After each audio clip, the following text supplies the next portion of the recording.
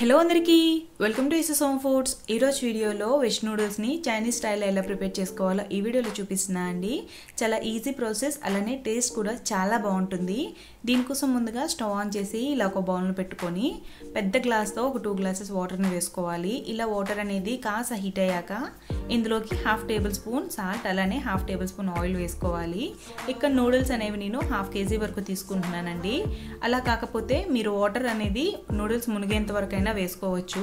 Water బాగా heat అయ్యాక ఇందులోకి నూడిల్స్ని అలానే వేసేసుకోవాలి. బ్రేక్ చేసి వేసుకుంటే కనుక లాంగ్ స్టిక్కీగా రావండి, ముక్కలు ముక్కలుగా ఉంటుంది. అలా కాకుండా ఇలా బ్రేక్ చేయకుండా వేసేసుకుంటేనే నూడిల్స్ అనేవి చాలా బాగుంటాయి.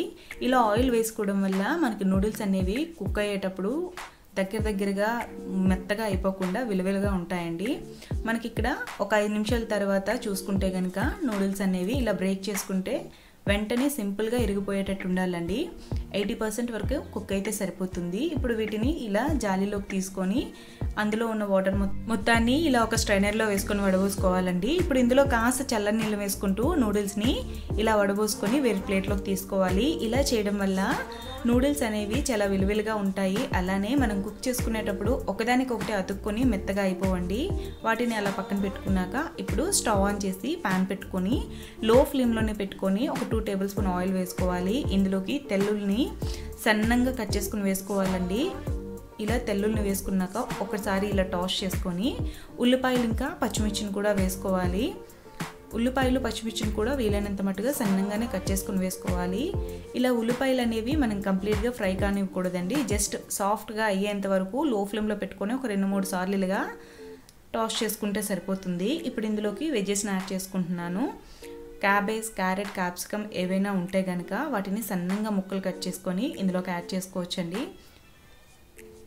ఇక్కడ నేను 1 కప్పు వరకు క్యాబేజ్ని, అలానే 1/2 కప్పు వరకు క్యారెట్ని, 1/2 కప్పు వరకు క్యాప్సికమ్ని సన్నంగా చిన్నగా ముక్కలు కట్ చేసుకుని వేసుకుంటున్నాను.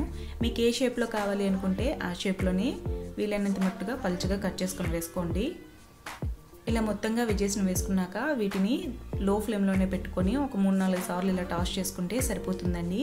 ఇక్కడ వెజ్జెస్ని కూడాను కంప్లీట్గా కుక్ కానివ్వకూడదు, ఎందుకంటే మనం చేసుకునేది చైనీస్ స్టైల్ కాబట్టి వెజ్జెస్ అనేవి కంప్లీట్గా కుక్ కాకూడదండి. ఇలా జస్ట్ ఒక 2-3 సార్లు టాస్ చేసుకొని ఇందులోకి సాసెస్ అనేవి యాడ్ చేసుకుంటున్నాను. నేను ఇక్కడ 2 టేబుల్ స్పూన్ వెనిగర్, అలానే 1 tablespoon soya sauce, 2 tablespoon tomato సాస్ని కూడా వేసుకుంటున్నానండి.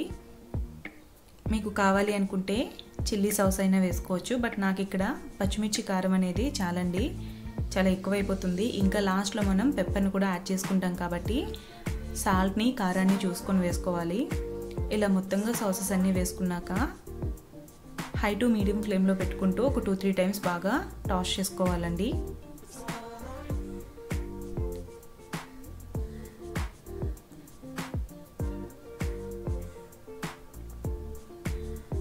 ఇలా బాగా కలుపుకున్నాక ఇప్పుడు ఇందులోకి స్పైసెస్ని యాడ్ చేసుకోవాలి. 1/2 టేబుల్ స్పూన్ పెప్పర్ పౌడర్, అలానే 1/2 టేబుల్ స్పూన్ సాల్ట్, ఒక 2 చిటికెడు పంచదార అయితే సరిపోతుంది. ఇక్కడ మనం సాల్ట్ అనేది నూడిల్స్లో బాయిల్ అయ్యేటప్పుడు వేసుకున్నామండి, అందుకని చూసుకొని వేసుకోవాలి.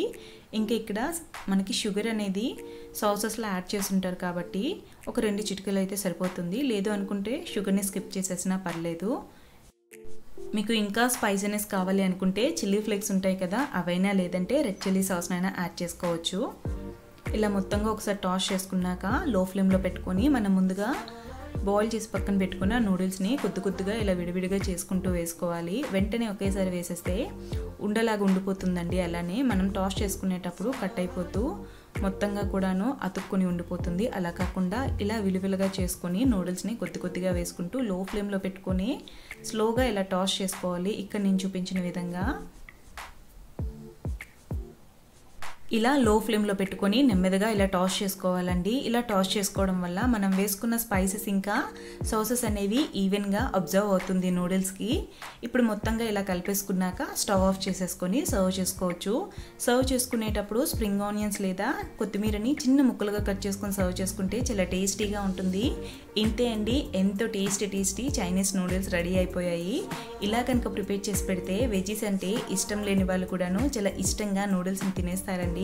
ఎంతో టేస్టీగా ఇంట్లోనే ఇలా హెల్తీగా ప్రిపేర్ చేసి పెట్టండి.